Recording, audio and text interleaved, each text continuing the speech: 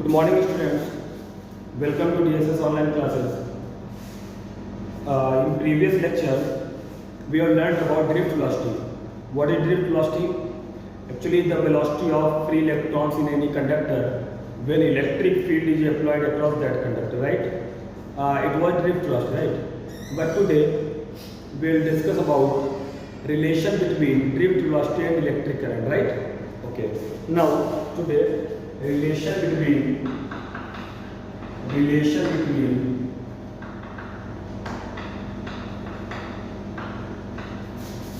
drift velocity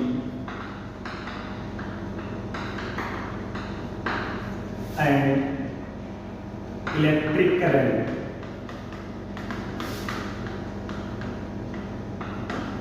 Relation between drift velocity and electric current.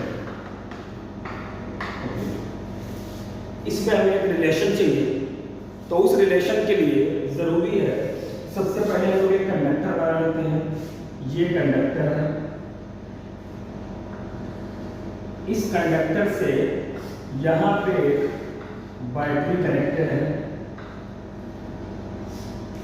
यहाँ पे इसमें ढेर सारे इलेक्ट्रॉन है, जो ऑब्वियसली बात है करंट ऐसे जाएगी तो electron will move opposite to the direction of current. Electron will move opposite to the direction of current.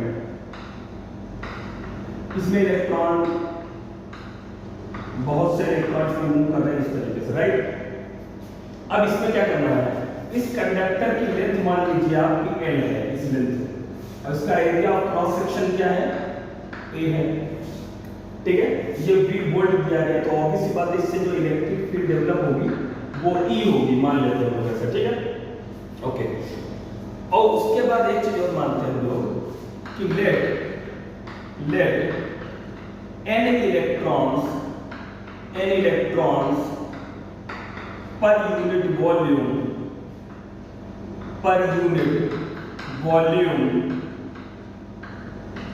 Are moving.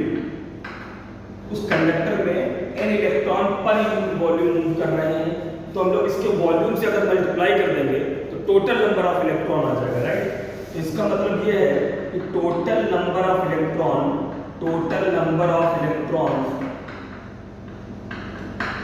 Will be n into area into length. ये वॉल्यूम हो गया। अब n क्या है, number of electron per unit volume है, तो number of electron per unit volume into volume कर दीजिएगा तो टोटल नंबर ऑफ इलेक्ट्रॉन आ जाएंगे ये। अब टोटल नंबर ऑफ इलेक्ट्रॉन आ गए। अगर टोटल नंबर ऑफ एक इलेक्ट्रॉन पे चार्ज कितना है, अगर हम लोग टोटल नंबर ऑफ इलेक्ट्रॉन से इलेक्ट्रॉन पे जो चार्ज है उससे मल्टीप्लाई कर दें तो total charge occupied by that conductor आ जाएगा, राइट। तो total net charge flowing through that conductor, okay. तो नेट चार्ज क्या आएगा, total number of electron into E, तो ये कितना था NEA इनटू L, ये आ गया टोटल चार्ज, राइट, कि उस पर टोटल चार्ज कितना फ्लो कर रहा है। अब हम लोग क्या करें, इस चार्ज में थोड़ा सा और आगे काम करते हैं। चार्ज आ गया। अब एक चीज और है, अगर यहाँ की वेलोसिटी ड्रिफ्ट वेलोसिटी v है तो time taken by cross a conductor by electron, right, time taken by electron to cross the conductor, तो हम लोग टाइम भी निकाल लेते हैं। Time taken by electron to cross the conductor, उस लेंथ को चलने में कितना टाइम लगेगा, तो उस t की value length distance divided by vd, ये वैल्यू हो जाएगी टाइम की। अब अपने पास टाइम भी है और चार्ज भी है, तो चार्ज अपॉन टाइम क्या हो जाएगा, करंट हो जाएगा। चार्ज अपॉन टाइम क्या हो जाएगा, करंट हो जाएगा। अगर यहीं से हम लोग चार्ज अपॉन टाइम की बात करें तो करंट, अमाउंट ऑफ करंट,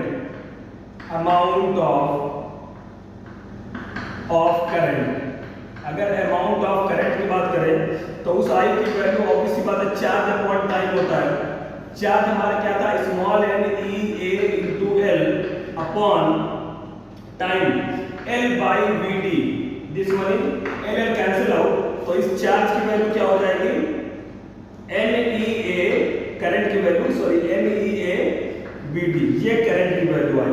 तो करंट जो डिपेंड कर रही है वो किन किन बातों पर डिपेंड कर रही है, number of electron per unit volume, electric charge on electron, इसके इलेक्ट्रॉनिक चार्ज बोलते हैं, area of cross section of conductor and drift velocity, right. ये तो हमारा क्या हो गया, relation between electric current and drift velocity, ये दोनों में रिलेशन हो गया। अब इससे हम लोग ओम्स लॉ का एक डिडक्शन आता है कि deduction of Ohm's law, right. तो इससे हम लोग डिडक्शन ऑफ ओम्स लॉ देखते हैं और जरा आर को इन टर्म्स ऑफ टाउ देखते हैं कि resistance in terms of tau क्या आता है, राइट। तो देखिए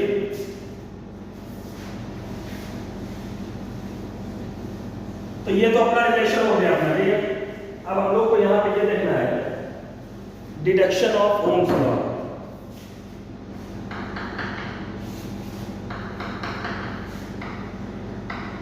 डिडक्शन ऑफ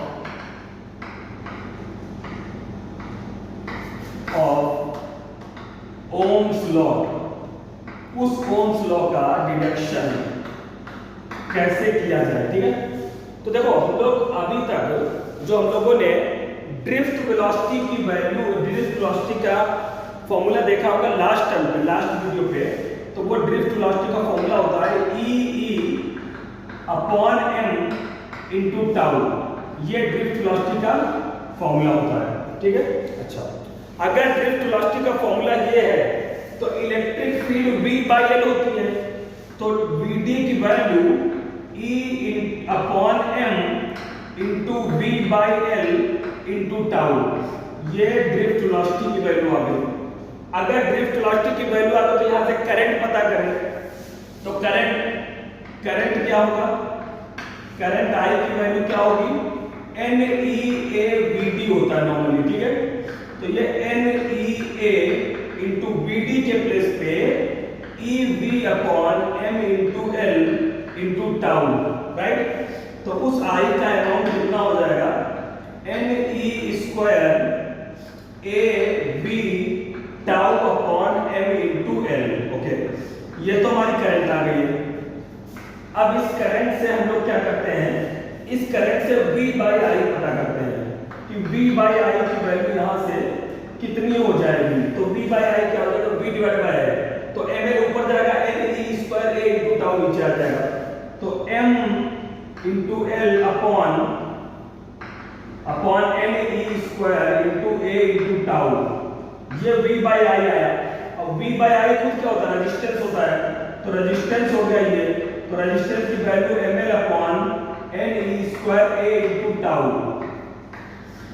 ये रेजिस्टेंस की वैल्यू आई है। m क्या है, मास ऑफ इलेक्ट्रॉन, L क्या है, लेंथ ऑफ कंडक्टर, n क्या है, number of electron per unit volume, each electronic charge, A area of cross section of conductor, और टाउ हमारा रिलैक्सेशन टाइम होता है, राइट, ठीक है। R आ गया, तो R की value ml upon NE square A into tau, इस पे डिपेंड किया है।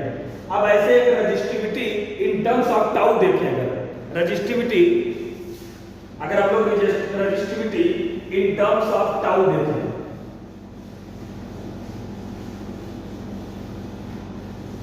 अगर हम लोग बात करते हैं रेजिस्टिविटी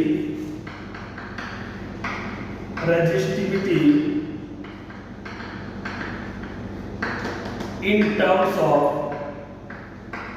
टाउ, तो R का फॉर्मूला जो आया है m into L upon NE square A into tau आया है, और यही R रो L अपॉन L होता है, ये m into L upon NE square A into tau put करेंगे तो area of cross section cancel हो जाएगा, m कैंसिल हो जाएगा, तो इस रेजिस्टिविटी का फॉर्मूला क्या आएगा, m upon NE square into tau, ये रेजिस्टिविटी आ जाएगी किस फॉर्म में, resistivity in terms of relaxation time, clear.